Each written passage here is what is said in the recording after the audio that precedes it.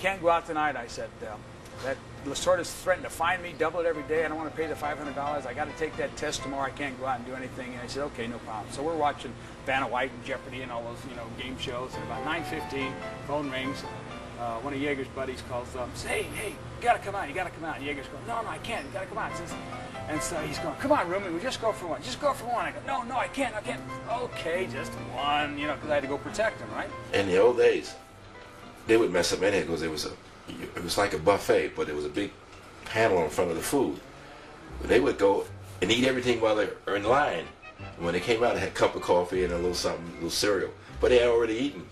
So we go out and we get him real late, and I get up the next morning, I'm feeling really bad, and I'm going through, Yeager's pigging out on the line I'm going through, and I know I can't eat or drink anything. The doctor's office doesn't open until 8:30, and I'm going through the end of the line, and I'm looking at those donuts, and I see the twists and the lemon and the jelly and the sugar, and I'm seeing the maple bars, I'm seeing all the, and the sprinkles. I'm looking at these donuts, I'm smelling the coffee, my mouth's watering, my eyes are tearing. I get to the end of the line, and I see this bottle of apple juice. I'm going, what?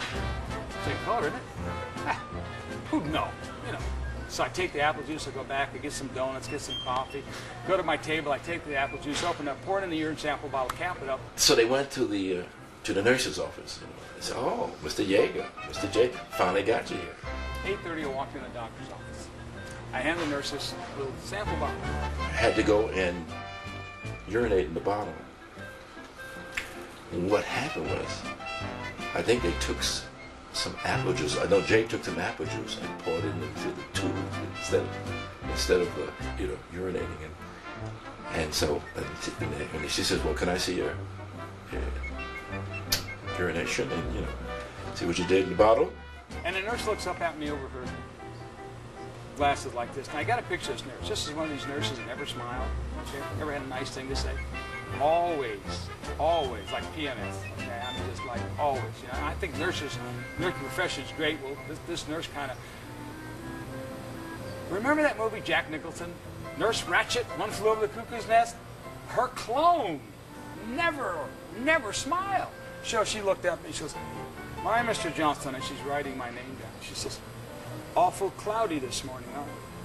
I went, "Excuse me?" She goes, looking at my sample, going, "Awful dark today. What have you been doing lately?" She looked at it and says, "Jay, a little cloudy here, isn't it?" He said, "Well, let me see that." So I took it back from her, and I looked at the sample, and I looked at her with that frown on her face, and I said, "You're right." I said, "Let me run it through again." So I popped the lid, and I drank it. He took it, he says, "Let me run it through again." And the nurse fainted. She freaked out, slid back into a cabinet full of pills. The cabinet fell on her. The door was locked, little tiny window. I couldn't help her. I just capped it back up. I said, "You all have a nice day. I'll be back tomorrow." We wanted to be around these guys because you never knew what was going to happen. It was always a mystery of what's going to happen that day or the next day at the ballpark. He was without a doubt the biggest prankster on our club those years, the 7 years I was with the Red Sox. A couple of his favorite tricks. You used to have the guys used to smoke back then. He had a few guys on each team who still smoked cigarettes. I know they don't do that today. But so you had these cat litter type boxes laying around the clubhouse where they could throw their butts.